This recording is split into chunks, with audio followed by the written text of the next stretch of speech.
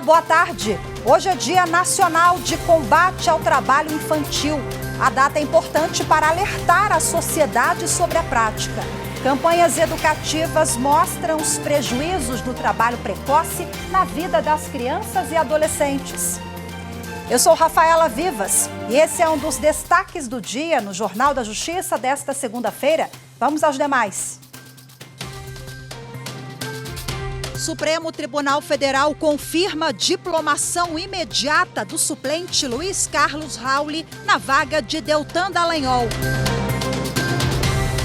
Retomada do julgamento sobre marco temporal indígena é destaque no podcast Supremo na Semana. E ainda, Superior Tribunal de Justiça decide que notificação de inscrição em cadastro de inadimplentes não pode ser feita exclusivamente por e-mail ou por mensagem de texto.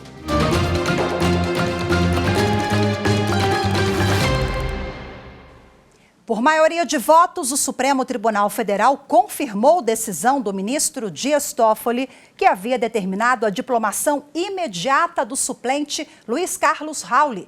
Ele deve assumir a vaga aberta em razão da cassação do mandato do deputado federal Deltan Dallagnol. No mês passado, o Tribunal Superior Eleitoral declarou a inelegibilidade de Deltan Dallagnol com base na lei da ficha limpa. O TSE entendeu que houve fraude no pedido de exoneração dele do Ministério Público Federal na pendência de procedimentos disciplinares. Os votos recebidos por ele foram mantidos em favor da legenda. Em seguida, o Tribunal Regional Eleitoral do Paraná, após verificar que nenhum suplente do Podemos havia atingido 10% do quociente eleitoral, afastou a eleição de Luiz Carlos Rauli e proclamou eleito Itamar Paim, do Partido Liberal. Na reclamação ao Supremo Tribunal Federal, Rauli e o Podemos sustentaram que a decisão do TRE desrespeitou o entendimento do STF. Em duas ações analisadas pela Corte, ficou decidido que os votos de candidato com registro negado após a eleição devem ser computados para o partido. Ao acolher o argumento e deferir a liminar, o ministro Dias Toffoli, relator do caso, afirmou que o tema tem relação com a soberania popular. De acordo com o ministro, a manutenção da decisão do Tribunal Regional Eleitoral, ao afastar a representatividade da legenda cujo candidato teve o pedido de candidatura indeferido após a eleição, enfraquece o sistema proporcional. No referendo, seguiram o relator os ministros Alexandre de Moraes, Gilmar Mendes, André Mendonça, Luiz Roberto Barroso e a ministra Carmen Lúcia. Ficaram vencidos os ministros Edson Fachin e Luiz Fux e a presidente do Supremo, ministra Rosa Weber. A retomada do julgamento sobre o marco temporal indígena é o destaque da nova edição do podcast Supremo na Semana. O julgamento foi suspenso por um pedido de vista do ministro André Mendonça. Carolina Chaves tem as informações. A tese do marco temporal determina que apenas as terras ocupadas ou reivindicadas por povos originários até a promulgação da Constituição, 5 de outubro de 1988, deverão ser demarcadas. Na última quarta-feira, foi retomado o julgamento da ação com voto vista do ministro Alexandre de Moraes. Ele lembrou que a indefinição sobre a posse de terras ocupadas por indígenas antes ou depois da Constituição de 88, causa mortes e conflitos entre agricultores indígenas. Segundo a consultora jurídica Gisele Reis, o voto do ministro Alexandre de Moraes foi para aplicar a teoria do indigenato, o mesmo entendimento do relator, ministro Edson Fachin. O que essa teoria do indigenato defende é que o direito dos povos indígenas, ele antecede a própria Constituição do Estado, a própria Constituição da República Federativa do Brasil. Então, o que o Estado faz, na verdade, não é reconhecer um direito, é declarar aquele direito, né? Assim, porque ele já está, não há mais o que se questionar. E aí eles partem para uma outra alternativa, né? Então, assim, houve de fato uma falha no sentido de que em diversas ocasiões essas áreas, né, os índios acabaram sendo expulsos. Após o voto vista do ministro Alexandre de Moraes, o julgamento foi suspenso por novo pedido de vista, dessa vez pelo ministro André Mendonça. O podcast Supremo na Semana fala ainda da decisão da primeira turma que rejeitou denúncia contra o presidente da Câmara dos Deputados, Arthur Lira, e da homologação do acordo em que a União se compromete a repassar aos estados 27 bilhões de reais como compensação por perdas com a redução do ICMS, o imposto sobre circulação de mercadorias e serviços sobre combustíveis, comunicação, energia elétrica e transporte público.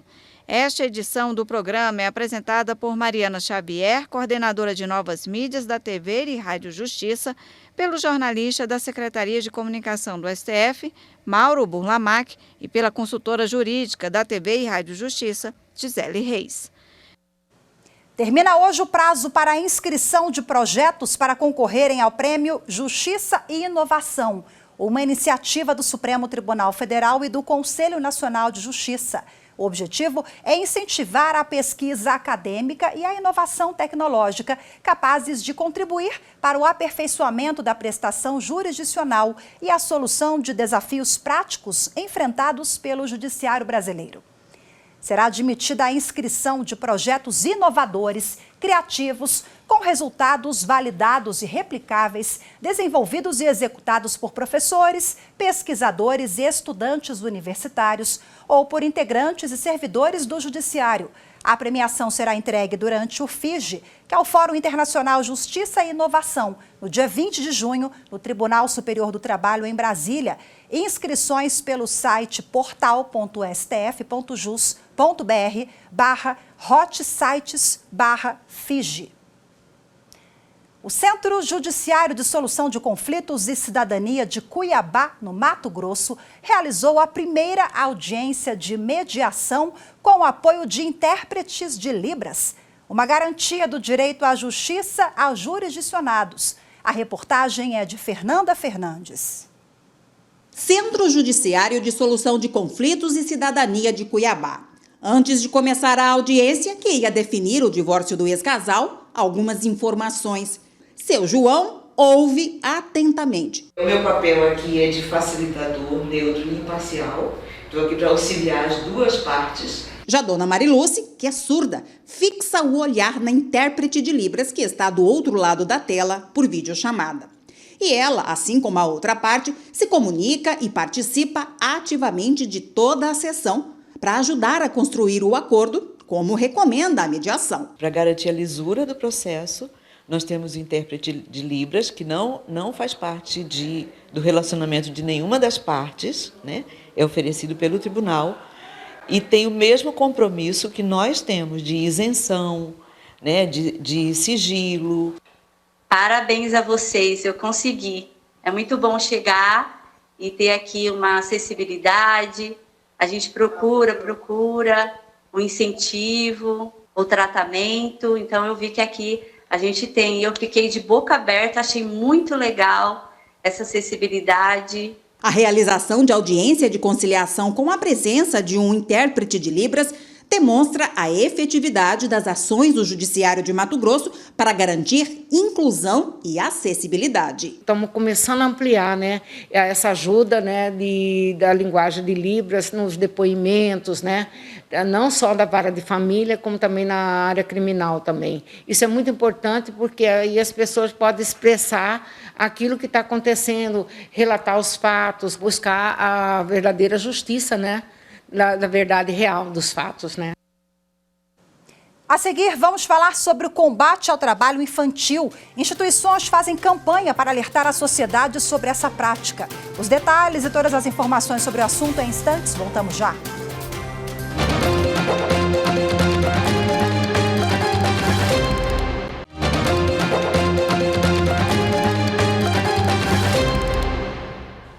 Hoje é o Dia Nacional de Combate ao Trabalho Infantil. Instituições em defesa dos direitos das crianças se uniram em uma campanha para sensibilizar a sociedade sobre o tema.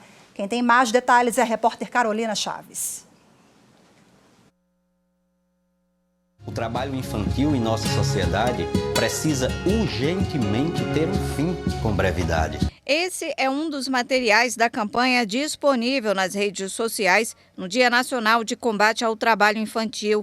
Órgãos de defesa dos direitos da criança e dos adolescentes intensificam a campanha e convocam a sociedade para tomar mais consciência sobre os prejuízos do trabalho precoce. O mote da campanha desse ano é proteger a infância, e proteger a infância é potencializar o futuro de crianças e adolescentes. Chega junto para acabar com o trabalho infantil, né? É um chamado à sociedade, às instituições, aos governos, seja municipal, distrital, estadual e federal também, para se articularem a fim de unir esforços para fazer esse enfrentamento. Segundo dados do IBGE, em 2019, cerca de 1.800.000 crianças e adolescentes com idades entre 5 e 17 anos estavam em situação de trabalho infantil.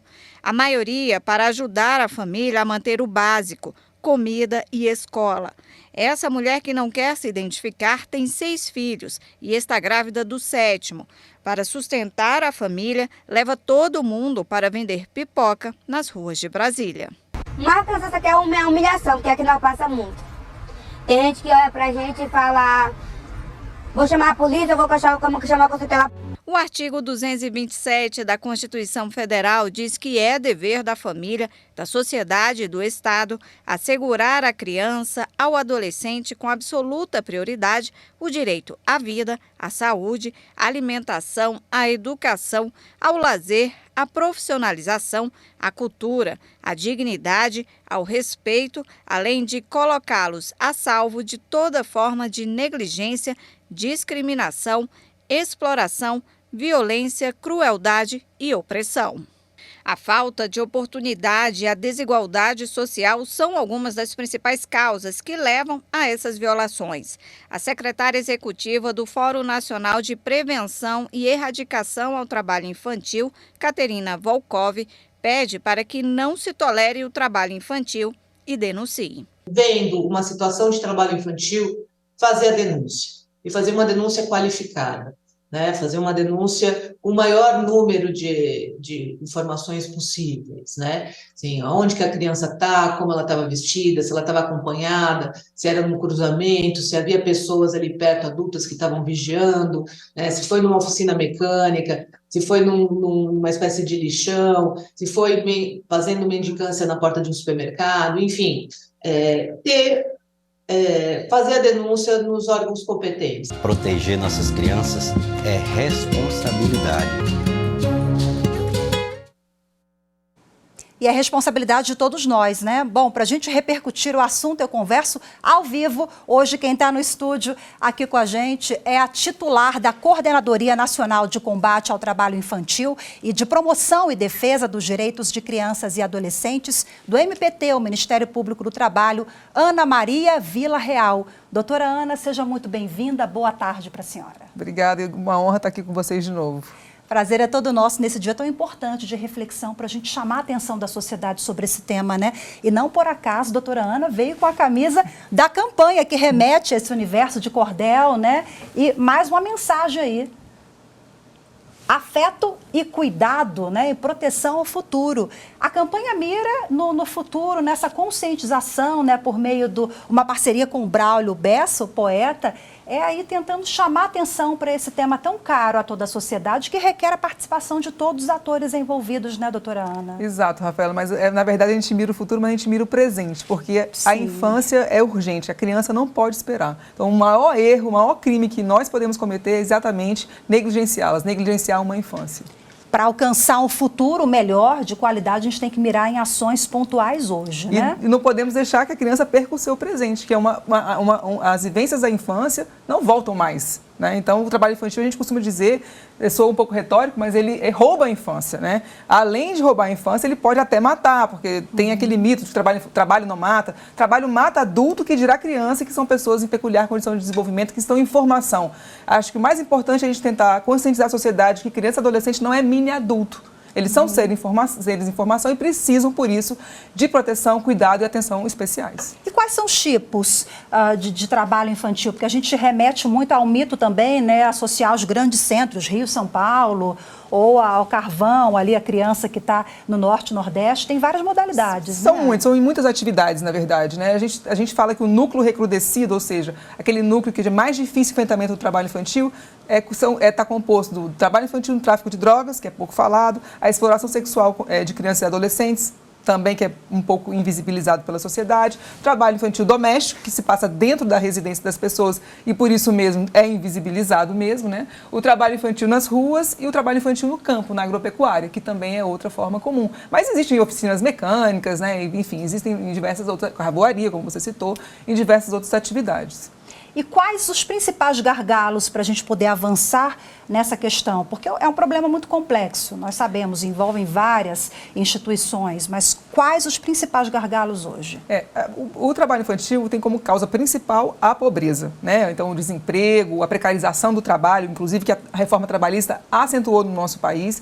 Então, enquanto a gente não promover trabalho decente para as famílias, né, para as pessoas adultas da família, para que elas possam sustentar de forma adequada aquele núcleo familiar e manter crianças e adolescentes na escola e também emprego, né? Fomentar o emprego, nós não vamos conseguir eliminar, erradicar o trabalho infantil. Eu gosto de usar essa palavra erradicar, que as pessoas perguntam assim, mas Ana, você acredita na erradicação do trabalho infantil? Não é só que eu acredite, é possível e é um dever de todos nós. Então, assim, a gente tem problemas de políticas públicas, muitos municípios são negligentes com relação à política pública de prevenção e erradicação do trabalho infantil e muitas vezes a gente responsabiliza o município, não é só, muitas vezes, fala assim, vocês responsabilizam o explorador da criança ou adolescente, né? Não, às vezes não tem um explorador, às vezes o trabalhador infantil, entre aspas, está ali de forma autônoma, vendendo alguma coisa porque precisa ajudar na família, né, e tal, e não tem uma pessoa, assim, claramente, diretamente explorando, né? E o que a gente tem é o quê? Um município negligente em relação às políticas de enfrentamento ao trabalho infantil. Então, a gente também responsabiliza esse município. E, claro, a visão da sociedade, né? A gente tem um problema aí de visão na sociedade brasileira, embora não reconheça, é uma sociedade classista, uma sociedade racista, porque o trabalho infantil no Brasil tem cor e endereço. Né? Então, tem dados aí que 66% do IBGE, né, da última pesquisa de 2019, que 66% do trabalho infantil é formado de crianças e adolescentes negros, pretos e pardos. Então, nós temos aí, lógico, que é um problema que está linkado, né, ainda vinculado à forma, né, de libertação dos escravizados do nosso país, que ficaram sem acesso a políticas públicas, e a gente sabe hoje que a população negra ela é a mais atingida por todas as formas de violência no nosso país, todas as formas de violência, né? O trabalho infantil é uma delas, né? Então, o que a gente tem que chamar a atenção da sociedade para que ela tire esse véu, né, do racismo e do classismo e reconheça e aprenda e apreenda que a criança e o adolescente são sujeitos de direitos, que todas as infâncias são iguais em direitos, que todas as infâncias têm que ser iguais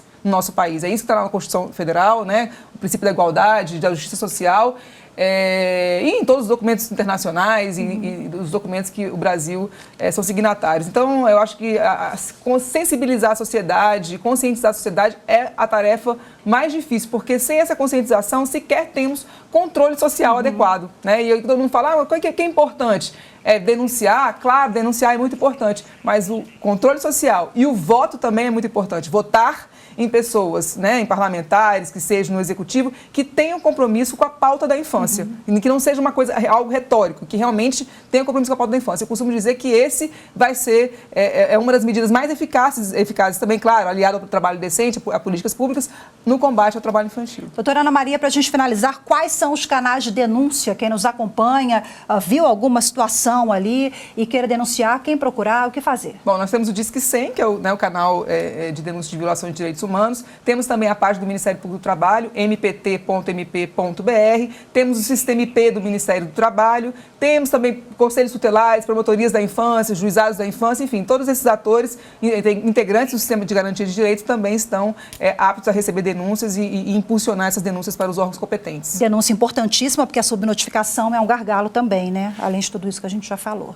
Então, denunciem, fique aí o alerta. Doutora Ana, parabéns pelo trabalho que a senhora realiza à frente do MPT, viu sucesso na campanha, que a gente consiga alcançar mais e mais brasileiros para a gente poder frear o avanço no combate ao trabalho infantil. Muito obrigada. Obrigada, Rafaela. É um prazer estar aqui e para a sociedade deixo o recado, né?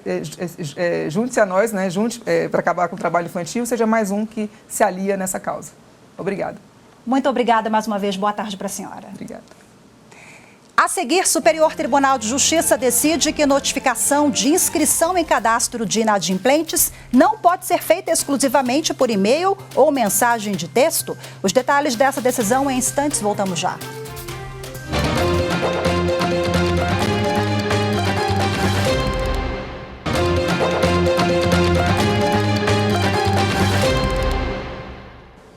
A terceira turma do Superior Tribunal de Justiça decidiu que a notificação de inscrição em cadastro de inadimplentes não pode ser feita exclusivamente por e-mail ou mensagem de texto. A reportagem é de Marina Campos.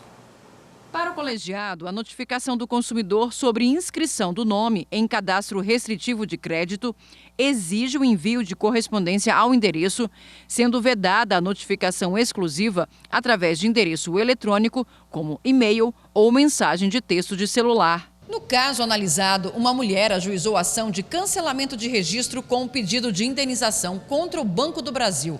Ela sustentou que foram realizadas sem prévia notificação inscrições negativas do nome dela junto ao órgão de proteção de crédito.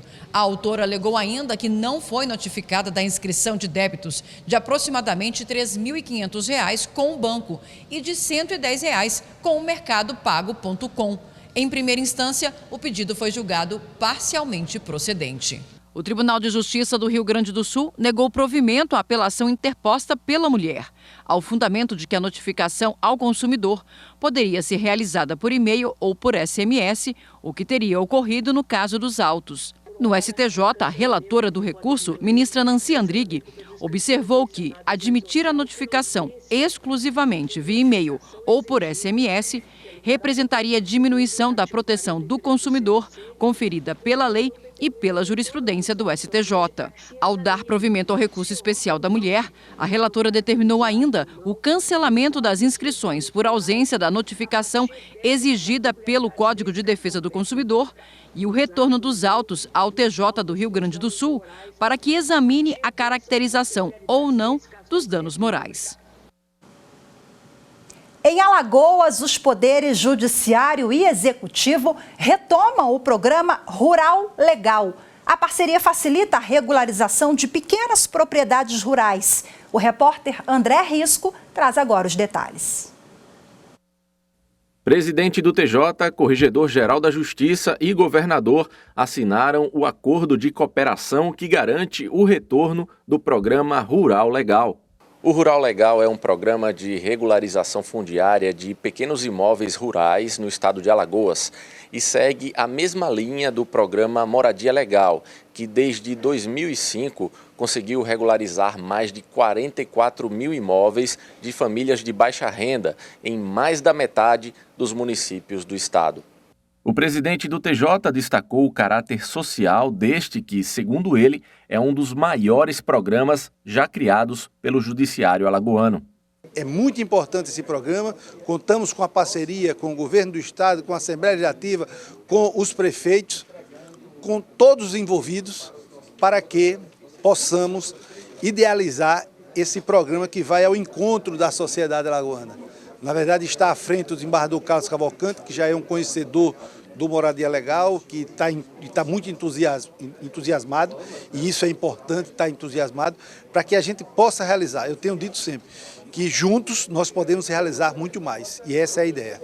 O governador Paulo Dantas parabenizou o Judiciário alagoano pela iniciativa, que beneficia quem mais precisa.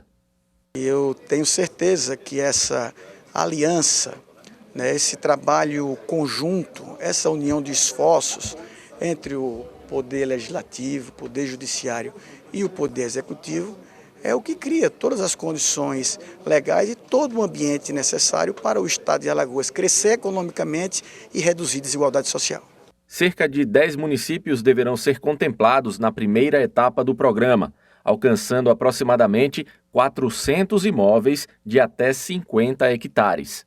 São pequenos imóveis, pequenas glebas, onde além do aspecto territorial, deve-se observar a condição social dessas famílias beneficiadas, geralmente de associações de agricultores, pequenos pecuaristas, que não têm a menor condição, nem técnica, nem financeira, de realizar o registro desses bens. O Jornal da Justiça fica por aqui. Muito obrigada pela sua companhia. Uma ótima tarde, excelente semana para todos nós. Até amanhã. Tchau, tchau.